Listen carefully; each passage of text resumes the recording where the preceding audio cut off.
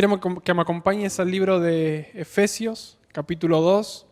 Como ustedes saben, varios domingos estuvimos tratando este libro, o esta carta, o el contexto de esta iglesia.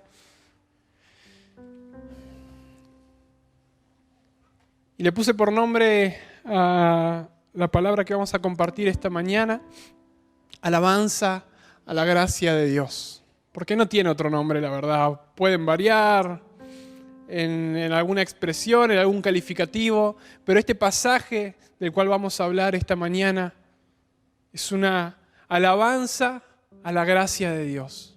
Pablo se ocupa en el capítulo 2 de Efesios a mostrarnos la grandeza de la misericordia y de la gracia de Dios. Ese es el objetivo y no es otra cosa lo que quiero transmitirte esta mañana.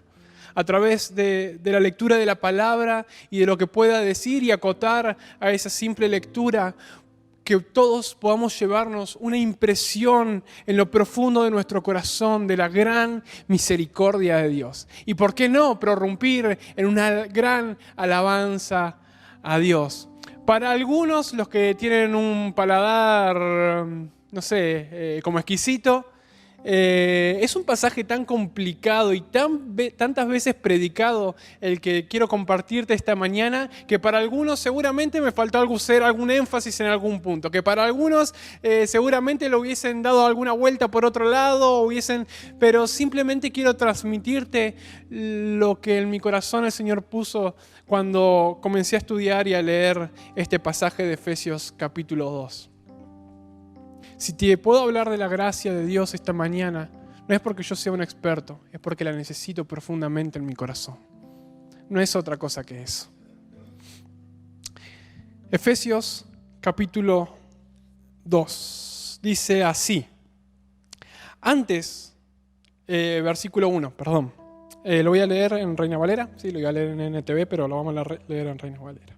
Y Él os dio vida a vosotros, a ustedes, cuando estaban muertos en vuestros delitos y pecados, en los cuales anduvisteis en otro tiempo, siguiendo la corriente de este mundo, conforme al príncipe de la potestad del aire, el espíritu que ahora opera en los hijos de desobediencia, entre los cuales también todos nosotros vivimos en otro tiempo, en los deseos de la carne, haciendo la voluntad de la carne y de los pensamientos, y éramos por naturaleza hijos de ira, lo mismo que todos los demás.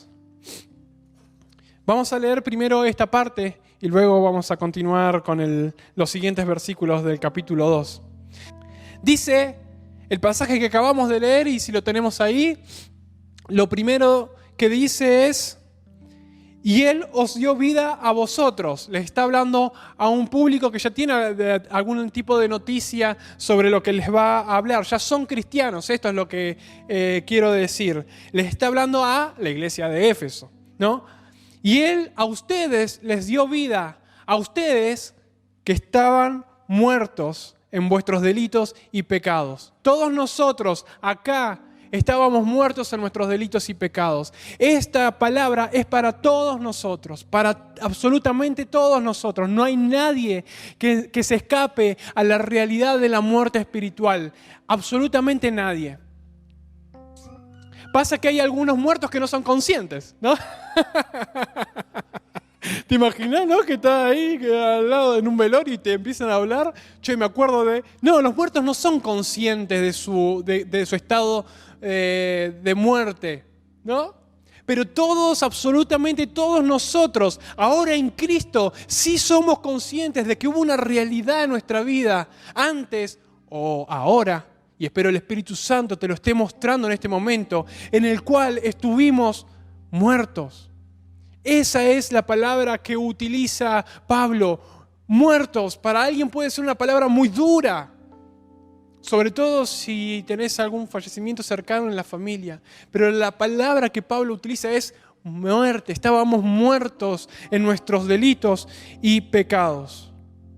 ¿Y en qué consiste estar muerto? Si alguien puede decir, pero si yo estoy vivo, o sea, a ver, digamos, ¿en qué consiste esta muerte? Bueno, la palabra muerte por definición significa separación. La muerte natural es separación del alma y el cuerpo, ¿sí? cuando nosotros vemos a alguien que está en el cajón, en el velorio, lo que ha sucedido es que su alma se ha separado de su cuerpo. La muerte espiritual, utilizando el ejemplo de la muerte natural, es lo mismo, pero en el plano espiritual. Es nosotros, nuestra persona, separados de Dios. Es lo que le pasó a Adán y Eva cuando rompen con el pecado su relación con Dios. Dios les dijo, van a morir. Y ciertamente murieron porque han roto con su relación con Dios. El problema es que de Dios viene nuestra vida. Lo reconozcamos o no. Y al romper con Dios, caemos en el estado de muerte espiritual. Si cuando estamos unidos a Dios, nuestros intereses están marcados por lo que a Dios le agrada, por hacer su voluntad, somos conscientes de lo que Él dice en su palabra y con gusto y con sacrificio ponemos en práctica su palabra. Así vive alguien que está vivo espiritualmente, ¿no? Es consciente de Dios, de lo que a Él le agrada, de su palabra, lo pone en práctica, lucha contra el pecado, ¿sí? Cuando estamos muertos espiritualmente, nuestros intereses no están marcados por Dios, sino que están marcados por el mundo. Y fíjense lo que está sucediendo, porque después vamos a ahondar más en esto, pero fíjense lo que está sucediendo. O estamos vivos o estamos muertos. Nuestra vida está atravesada por lo que a Dios le interesa, la vida de Dios palpitando en nuestro corazón, en nuestra familia, en nuestras decisiones, en nuestras prioridades, en nuestra conducta, en lo que vemos, hacemos, en lo que sentimos, en lo que nos agrada, en que nos genera placer o no. Dios atraviesa todo eso o Dios no lo atraviesa todo eso. Y si Dios no lo atraviesa, lo va a atravesar el mundo. Porque estamos muertos. Y los que están muertos espiritualmente solamente se interesan por las cosas del mundo. Porque son ajenos a la vida de Dios. Ellos no tienen ni noticia de, Dios sí, religión, el reino, y son todos unos chantos, ¿no? Como decía, ¿no? Sí, eso es lo que maman ellos todo el tiempo. Porque no entienden la vida de Dios, no entienden las cosas espirituales. Así que no hay punto medio. O estamos vivos y vivimos para Dios, o estamos muertos y vivimos para el mundo y todo lo que nos pueda ofrecer. Y el pasaje nos aclara algo más. Dice, ¿y cómo es esa muerte? ¿O cómo es que estamos muertos? Dice, estamos muertos en nuestros delitos y en nuestros pecados. No quiero hacer mucho lío con esto. Pablo nos está describiendo la realidad del pecado que nos da muerte. Y la imagen que intentan transmitir las palabras que Pablo utiliza es de una persona que se peca contra Dios y comienza un camino como si fuese un tobogán, ¿sí? Comienza un camino descendente y desenfrenado que cada vez se aleja más y más progresivamente de Dios. No es que pequé y me alejé de Dios y ya está, sino que cada vez más y más y más nos alejamos de Dios. Para aquel que sepa el contexto o sepa lo que le voy a decir, y si no, para aquel que quiera leerlo en su casa, podríamos leer en esta porción, podríamos leer Romanos capítulo 1, por ejemplo, ¿no? Un pecado que cada vez progresivamente nos aleja más de Dios. Antes estábamos en el corazón de Dios, relacionándonos con Él, y de repente nuestra vida, por nuestras malas decisiones y nuestros pecados, nos encontramos en una pendiente que cada vez nos desliza más y más y más, alejándonos de Dios. Y por más que querramos acercarnos, la pendiente por nuestros propios esfuerzos nos sigue llevando hacia el final, que es un final de perdición. Estamos muertos en nuestros delitos y pecados. Una muerte que progresivamente nos va a alejar más de Dios. Y atenti, porque estar lejos de Dios también significa cosechar lo que esa vida trae consigo. Destrucción en nuestra vida, en nuestra familia, en nuestros seres cercanos. Estar ajenos a la vida de Dios por nuestra propia cuenta no es gratis. Hay un precio que pagar. Es muerte llenando nuestra vida, muerte en nuestra identidad, muerte en nuestras decisiones, haciéndole mal a la gente que nos rodea. Así es como se vive la vida ajenos a la vida de Dios. Vivos, pero muertos. ¿Cómo es nuestra vida estando muertos vivos, por así decirlo? Dice el pasaje que estábamos siguiendo la corriente de este mundo. conforme al príncipe de la potestad del aire, el espíritu que ahora opera en los hijos de desobediencia, entre los cuales también todos nosotros vivimos en otro tiempo, en los deseos de la carne, haciendo la voluntad de la carne y de los pensamientos. Qué interesante. Tiene muchísimas cosas ricas para sacar esto que estamos leyendo, pero básicamente, y aquellos que han hecho el Vida Abundante van a coincidir conmigo y se van a sentir, yo lo estudié a eso. Básicamente nombra 3 cosas este pasaje. Dice que aquellos que están muertos en sus delitos y pecados y son los enemigos de todo cristiano, dice que en primer lugar seguíamos la corriente de este mundo. Las modas, la industria cultural, las improntas ideológicas, religiosas, políticas, las conductas de este mundo, las presiones del mundo que tiene en cada una de las etapas de nuestra vida, nuestros sueños, nuestros anhelos totalmente atravesados por lo que el mundo espera de nosotros. Si no te vestís así, no te aceptamos. No sé si algún adolescente se puede sentir identificado o algún adulto que en su adolescencia lo ha pasado. Si no haces esto, no podés entrar en nuestro grupo. El mundo trazando el rumbo de nuestras decisiones, poniéndonos el mundo, la corriente de este mundo como un movimiento que nos impone tendencias, que nos impone lo importante, las prioridades. Cada etapa tiene sus propias presiones. Cuando somos jóvenes, y ahora les voy a decir cosas que a mí me presionaban. ¿A qué no salís? Dale, salí, disfrutá la vida. Presiones de la corriente del mundo. Tenés que, ¿qué joven no sale a la noche? O sea, no sé si alguna vez lo viviste. O sea, es normal que los jóvenes hagan eso, presiones del mundo. Sos gay, seguro. ¿No tuviste novia nunca? Sos virgen, sos gay, olvídate. Presiones del mundo. Estereotipos que nos presionan para que seamos arrastrados por esa corriente. Y lo interesante que el mundo, no sé si me vas a entender esto, pero el mundo nos masifica como personas, elimina todas nuestras individualidades para que seamos todos iguales, que todos los jóvenes sean iguales, que todos los niños sean iguales, que todos los adultos sean iguales. Y ahí entra la industria cultural, vendiendo estereotipos. Todos los evangélicos son chantas, todos los evangélicos tienen la mente lavada. Esa es la corriente del mundo. Vos para ser un macho tenés que comerte 2, 3, 4, 5 pibas. Vos, si sos una chica ahí, ¿no? Tenés que hacer un montón de cosas. Esa es la corriente del mundo arrastrándonos. Es una pendiente que nos lleva a la perdición, pero el mundo cree que es como una cima que hay que escalar pisando cabezas y a los demás. Bueno, esa es la corriente de este mundo. Creo que algunos de los ejemplos te pueden haber servido para entender a qué va Pablo con esto. Siguiendo la corriente de este mundo. Pero dice el pasaje algo más, que esta corriente de este mundo es conforme al príncipe de la potestad del aire. Decime vos de quién se trata. Del diablo. La corriente de este mundo es conforme al diablo, a como él quiere que sean, sus principios, su forma de influenciarnos. A través del sistema educativo, a través de los líderes gobernantes, a través de nuestra familia incluso puede ser, de nuestro entorno cultural.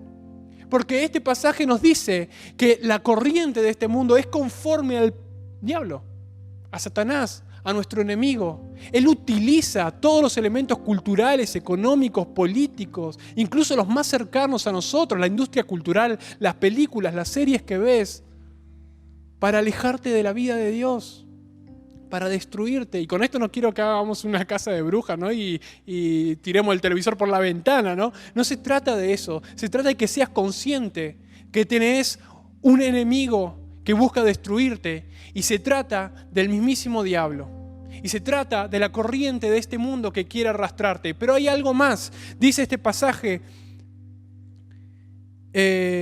vivíamos en otro tiempo en los deseos de nuestra carne, haciendo la voluntad de la carne y de los pensamientos. Otra versión dice, de nuestra naturaleza pecaminosa. El enemigo de todo cristiano no es solamente la corriente de este mundo y las cosas que ofenden a Dios. No es solamente el diablo que viene a influenciar nuestra vida poniendo pensamientos en nosotros, sino que el enemigo íntimo de todo creyente, de toda persona, está en él mismo y se llama tu yo, tu naturaleza caída.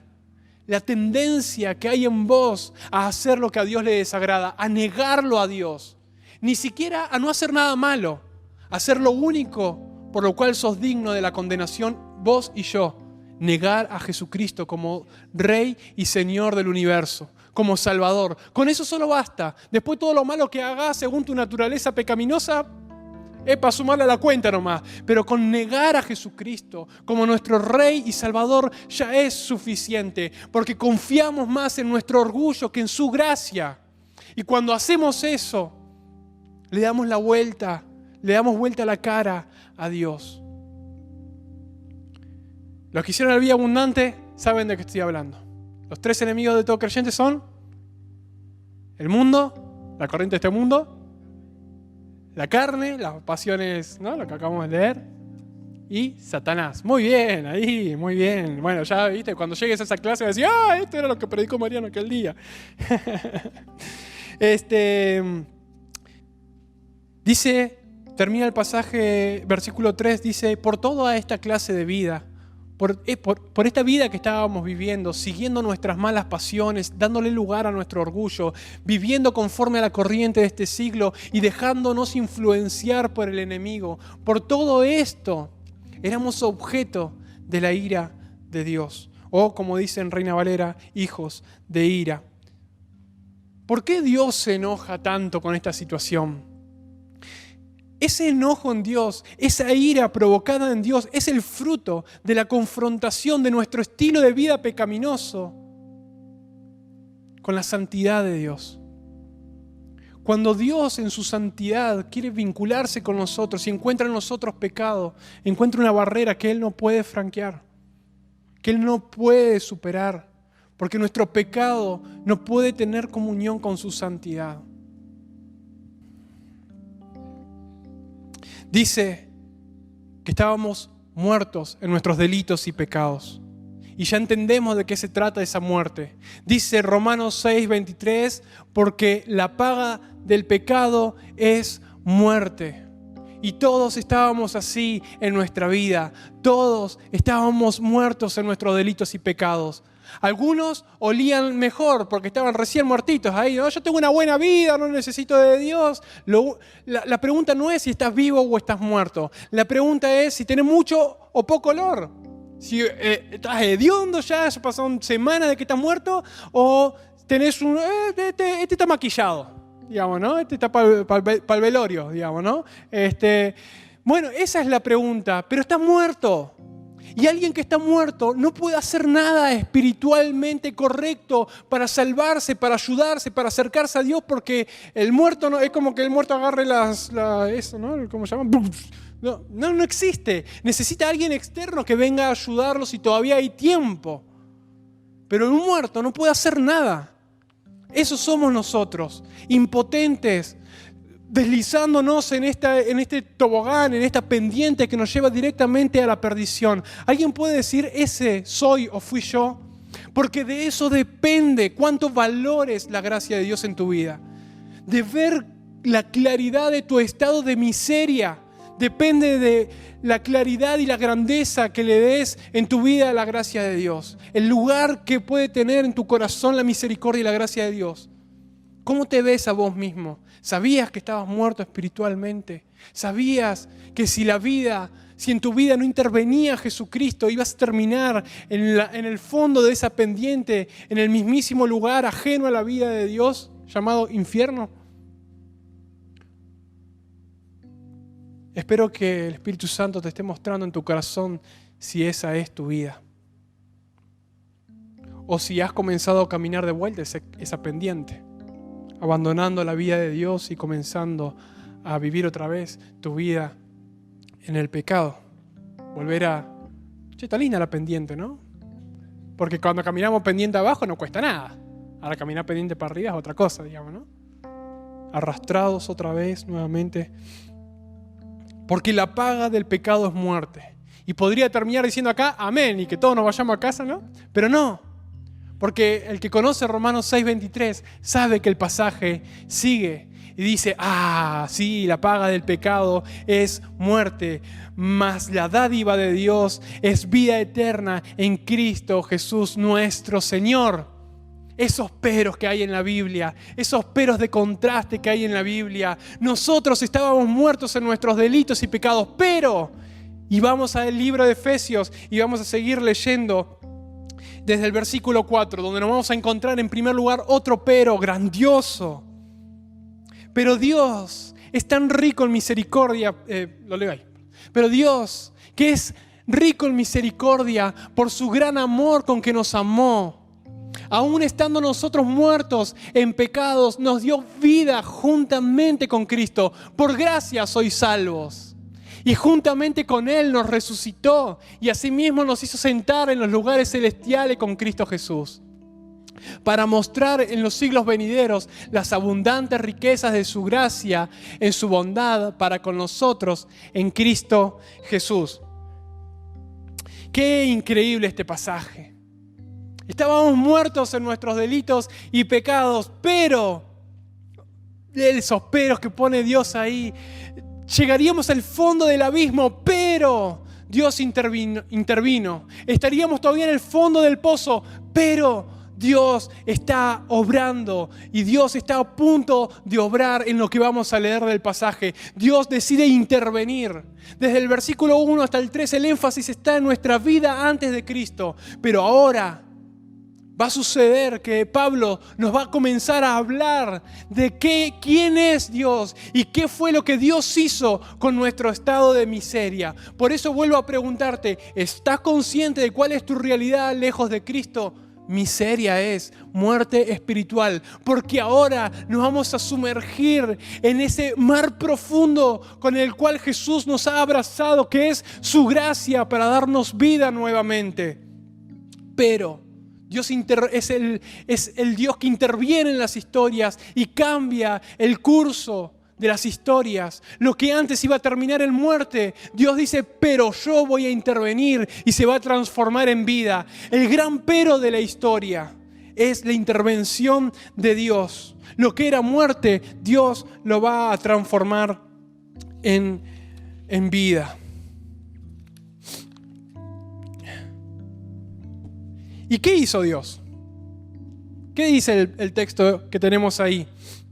Dice, es rico, pero Dios, y podría quedarme acá toda la mañana, perdón, pero Dios, que es rico en misericordia por su gran amor con que nos amó.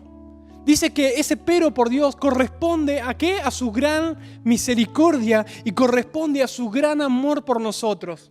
No hay otro pero. Fíjense que terminamos... No hay otra motivación en Dios, perdón. Fíjense que terminamos el versículo 3 hablando de que éramos hijos de ira, ¿no? Del gran enojo de Dios sobre la situación de nuestro estado, sobre la situación en la que nos encontrábamos, sobre nuestro pecado, la gran ira de Dios, el gran castigo de Dios. Pero comienza hablándonos el versículo 4, pero Dios, por su gran misericordia y por el gran amor con el que nos amó, Dios es rico en misericordia. Si vos podés prestar atención a la lectura de este pasaje, vas a descubrir el corazón de Dios. Podés encontrarte cara a cara con el rostro de Dios sobre tu vida. Podés responder a la pregunta, ¿cómo te ve Dios? ¿Cómo me ve Dios? Dios te ve con gran misericordia y con gran amor. Arranquemos con misericordia. Y seguramente me centre en esto para ya estar terminando el mensaje. Rico en misericordia. El pero de Dios corresponde a que Él es rico en misericordia. Y que se contrapone directamente con el final del versículo 3, que éramos hijos de la ira. Dios es rico en misericordia. Misericordia la han definido muchos, que es no dar el castigo merecido. No dar el castigo merecido.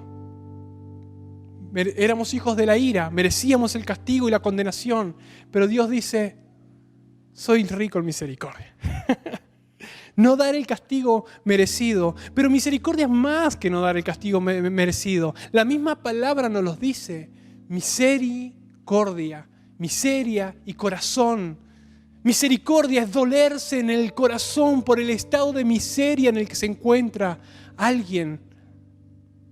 Eso es misericordia. Cuando vos mirás la miseria de alguien o tu propia miseria y te rompe el corazón, te estruja el corazón. Eso es lo que sucede en Dios cuando ve nuestro estado de pecadores. Dios mira la condición de miseria en la que estamos y no nos condena aún sabiendo que nuestro camino nos lleva a la condenación. Dicha condena, la condena del final del versículo 3, dicha condena no es otra cosa que la vida ajena a Dios y todo lo que eso acarrea. No hace falta que Dios haga algo más. Por el simple hecho ya de rechazarlo, ese va a ser nuestro castigo por la eternidad. Y todo lo que eso acarrea. No es que Dios está en el cielo sentado en su trono pisando cucarachas que se portan mal, ¿no? Porque en el final del versículo 3 no podemos llegar a imaginar eso, ¿no? Dios sentado en su trono, así, te estás portando mal, y buscando, no, vos hiciste mucho esfuerzo, pero también te la mandaste. No, ese no es Dios. Ese no es Dios. O Dios diciendo, quisiera pisarlos como cucarachas, pero no lo hago porque si no mi reputación de que Dios es amor se va a ver afectada, entonces no lo hago reteniéndose Dios por eso. Ese no es Dios. No es Dios, eso somos nosotros, que a veces quisiéramos hacer cosas y no las hacemos por cuidar nuestra reputación. Ese problema lo tenemos nosotros, Dios no lo tiene, porque Él es rico en misericordia. Él no es así, Él es rico en misericordia, esa es su esencia. Él mira con dolor nuestro pecado, Él se duele en nuestro dolor, llora con y por los que lloran. Es su esencia, la misericordia en Dios es una constante que no tiene pausa. No es simplemente una característica de Él. Él es misericordia. No es como nosotros que en un momento, si me pedís perdón, te perdono. No, Dios es misericordia. Y eso te afecta a vos y me afecta a mí. Porque si Dios nos midiese conforme a nuestra conducta, yo merezco, Mariano, Señor, pisame como una cucaracha. Porque la verdad que no soy otra cosa. Pero Dios dice, no solamente no te voy a pisar como una cucaracha, sino esperá a que Mariano avance en el mensaje para enterarte de todo lo que yo hice. Porque yo soy un Dios de misericordia. Yo soy un Dios de misericordia. Si te has sentido como una cucaracha, perdón el ejemplo, pero todo este tiempo, por las cosas que has hecho, por los errores que has cometido, déjame decirte que muchos te señalarán. Eso no es una mentira. Muchos levantarán el dedo para decirte te lo mereces, pero ese no es Dios. Dios te señala y te dice, vos, te amo. Vos, hey, te amo. Y mi misericordia es para vos. Y vos pensabas que te iba... No, vení. Y te acerca a Él. Dios es misericordia. Lo segundo que dice el pasaje de quién es Dios, en primer lugar dice que es un Dios de misericordia, pero en segundo lugar dice que por su gran amor con que nos amó, su gran amor con que nos amó.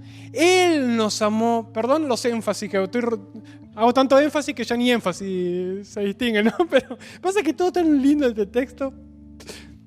Este es un tema tan precioso, hermano. Él nos amó. La iniciativa estuvo en Él. Nosotros no hicimos nada para eso. Al contrario, nosotros somos la cucaracha que hacíamos todo mal. O que creíamos que hacíamos todo bien, peor todavía, porque por lo menos el que hace las cosas mal sabe que la está haciendo mal, pero obrar mal y creer que estás haciendo la cosa bien es peor. Qué densa es esa oscuridad, diría Jesús. Nosotros no hicimos nada para que Él nos ame. Ni pensar que pudiéramos merecer ese amor.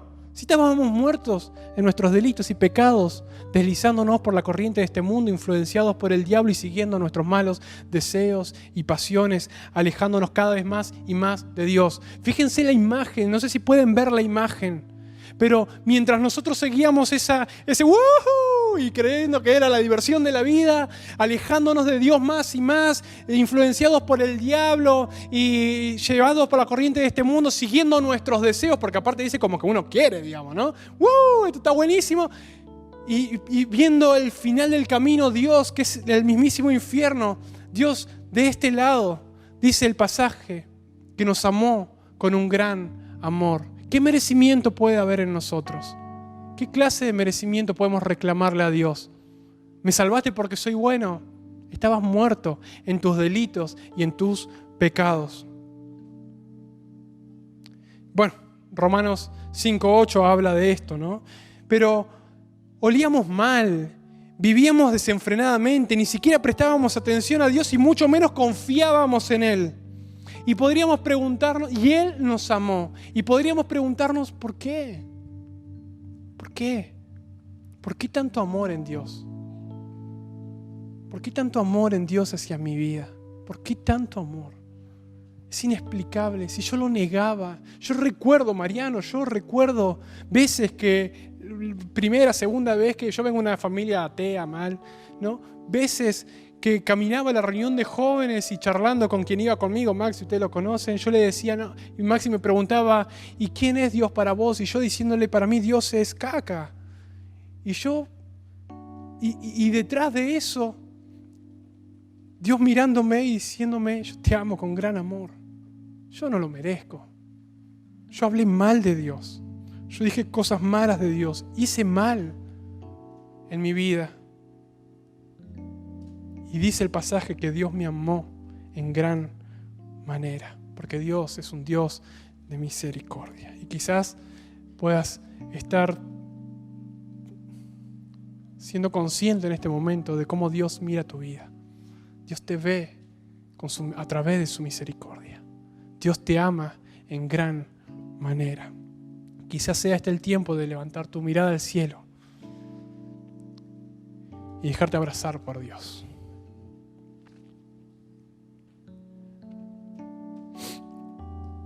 Aunque no haya respuesta para la pregunta de por qué el amor de Dios, más que la admiración, más que el asombro y la gratitud ante el infinito amor de Dios, si sabemos que ese amor, lo que sí sabemos es que ese amor a Dios lo movilizó.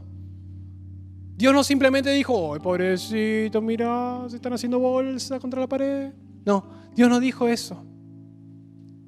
El amor en Dios, la misericordia en Dios estrujó su corazón y lo movilizó. Y lo movilizó a tal punto que el Dios eterno, Rey de Reyes, se metió en el tiempo. Lo movilizó a tal punto que el Dios que no tenía límites, infinito, se metió en un cuerpo humano. Lo movilizó a tal punto que el Rey de Reyes se hizo un esclavo y murió en la cruz.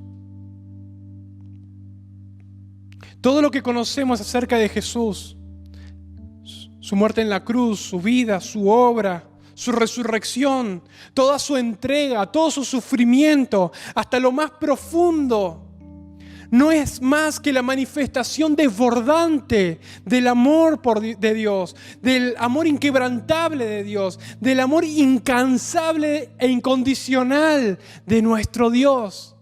Jesucristo es el fruto de la misericordia y el gran amor de Dios. Es la manifestación que nosotros tenemos del Dios que nos ama desde la eternidad. Juan 3:16, porque tanto nos amó Dios que dio a su Hijo unigénito para que todo el que cree en Él no se pierda, sino que tenga vida eterna. Cristo es la respuesta. Cristo es la manifestación de la misericordia y el gran amor que Pablo nos está hablando en el capítulo de Dios. Leamos otra vez el pasaje de Efesios 2 y ya con esto vamos a ir terminando. Dice, porque Pero Dios, que es rico en misericordia por su gran amor que nos amó, con su gran amor que nos amó, aún estando nosotros muertos en pecado, presta atención, nos dio vida juntamente con Cristo. Por gracia sois salvos. Y juntamente con Cristo nos resucitó. Y asimismo con Cristo nos hizo sentar en los lugares celestiales con Cristo, para mostrar en los siglos venideros la abundante riqueza de su gracia en su bondad para con nosotros en Cristo Jesús. Dos cosas quiero que prestes atención a este pasaje. En primer lugar, que en tan pocas palabras Pablo respeta una estructura. En Cristo es lo primero que quiero que prestes atención. Es en Cristo donde Dios nos resucita cuando estábamos muertos. Es en Cristo donde Dios nos da vida. Y es en Cristo donde Dios nos sienta en lugares celestiales. Fíjate el contraste que hay con lo que veníamos hablando de nuestro estado antes de Cristo. Veníamos deslizándonos derecho a la muerte y Dios nos levanta y nos sienta en lugares celestiales. Estábamos muertos en nuestros delitos y pecados y en Cristo, gracias a su sangre, Dios nos resucita y nos da nueva vida. En Cristo, en Cristo, en Cristo. Esa es su gracia. Esa es su gran y magnífica gracia.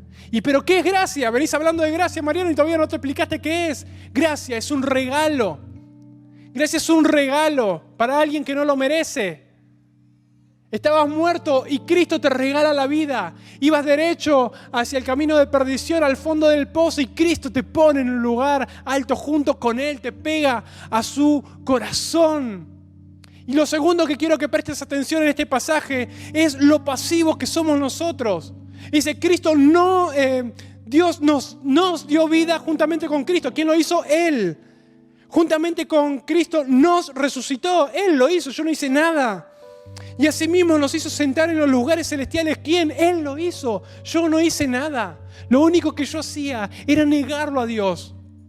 Pero por fe, va a decir más adelante, sois salvo. Para aquel que crea en Él. Ya no estamos yendo a Romanos capítulo 1:12. Para aquel que crea en Él, tiene el derecho de ser llamado hijo de Dios. ¿Y qué hiciste para eso? Él lo hizo todo. ¿Por qué lo hizo? Por gracia. ¿Cómo por gracia? Porque su misericordia me perdonó, porque su gracia me abrazó y porque Él es amor por los siglos de los siglos. Él es Dios. Yo soy la cucaracha, pero Él es Dios. Él me dio nueva vida. Él es Cristo, mi Salvador, mi sanador. Él es. Amén. Año 1725. Nace en Inglaterra un hombre que se llama John Newton. Y la verdad, su vida fue una vida de cucaracha.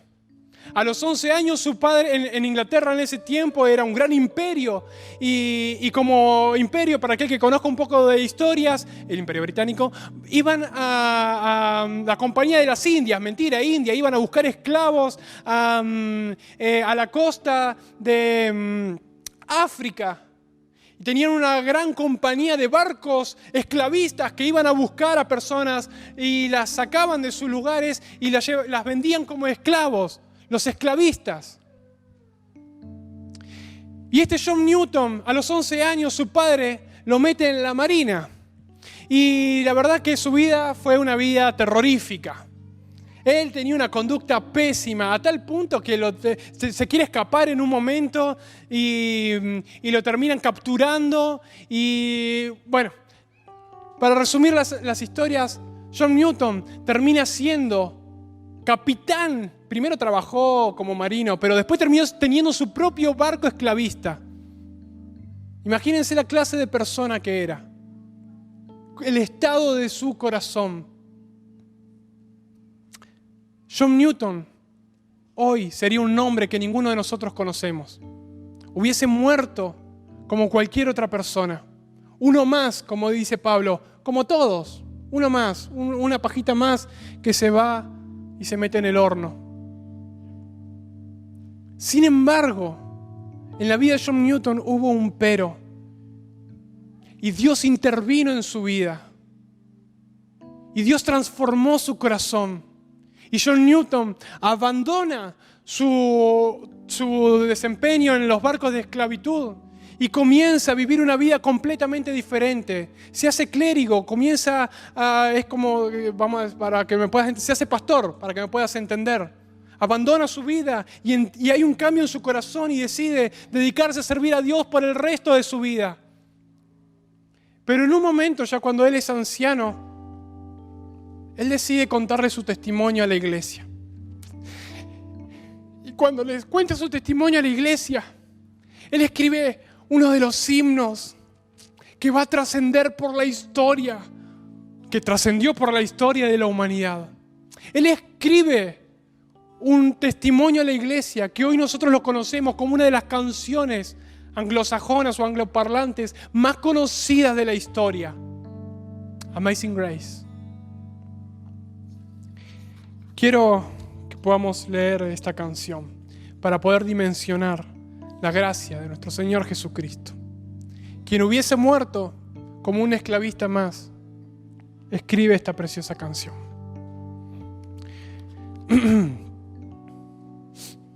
Gracia sublime. ¿Pensaron que iba a cantar?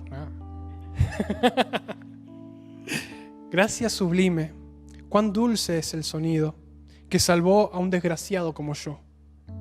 Estuve perdido, pero ahora fui hallado. Estuve ciego, pero ahora puedo ver. Fue la gracia la que me enseñó a mi corazón a temer, y la gracia mis miedos alivió.